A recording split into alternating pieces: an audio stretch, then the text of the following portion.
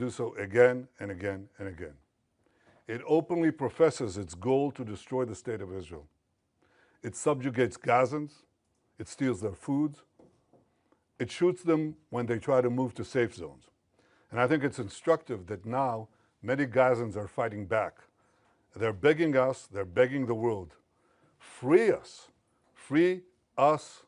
and free Gaza from Hamas. No nation can accept a genocidal terrorist organization, an organization committed to its annihilation, a stone's throw from its citizens. Our goal is not to occupy Gaza. Our goal is to free Gaza, free it from Hamas terrorists.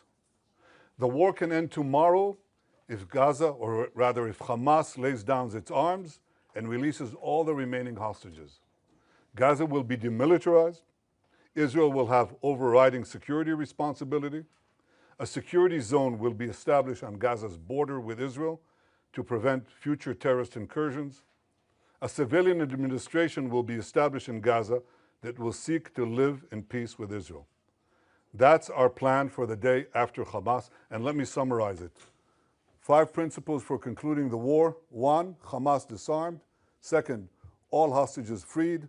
3rd, Gaza demilitarized. 4th, Israel has overriding security control. And 5, non-Israeli, peaceful civilian administration. By that I mean a civilian administration that doesn't educate its children for terror, doesn't pay terrorists, and doesn't launch terrorist attacks against Israel. That's what we want to see in Gaza. So it's neither Hamas nor the PA.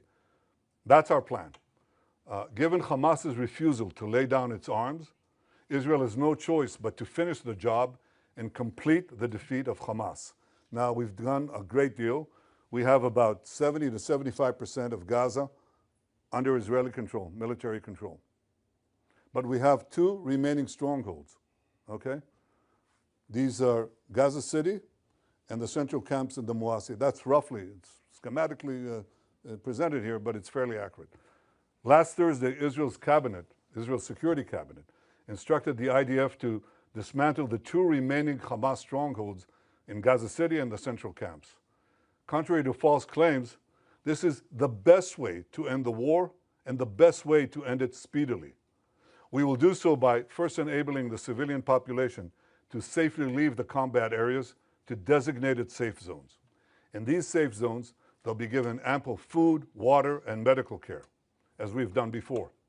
And again, contrary to false claims, our policy throughout the war has been to prevent a humanitarian crisis, while Hamas's policy has been to create it. Since the beginning of the war, Israel has let in close to 2 million tons of aid. I know of no other army that has enabled such aid to go to the civilian population in enemy territory. Now, if we had a starvation policy, no one in Gaza would have survived after 2 years of war. But our policy has been the exact opposite. We let in, as I said, almost 2 million tons of aid and sent millions of text messages, millions of phone calls to Gazans to get out of harm's way. Yet in the last few months, Hamas has violently looted the aid trucks meant to get to Palestinian civilians. They deliberately created a shortage of supply. And the UN consistently refused, until recently, to distribute the thousands of trucks that we led into Gaza through the Kerem Shalom crossing. So our problems, we've had tons of uncollected food rotting on the Gazan side of the border because the UN was and still is unwilling to deliver all of it. Here are the tons and tons and tons of humanitarian aid that Israel led in to the Gazan side of the Kerem Shalom crossing. It's just sitting there because it's not distributed. So now we're going to go around this obstacle. We are going around it by doing 3 things.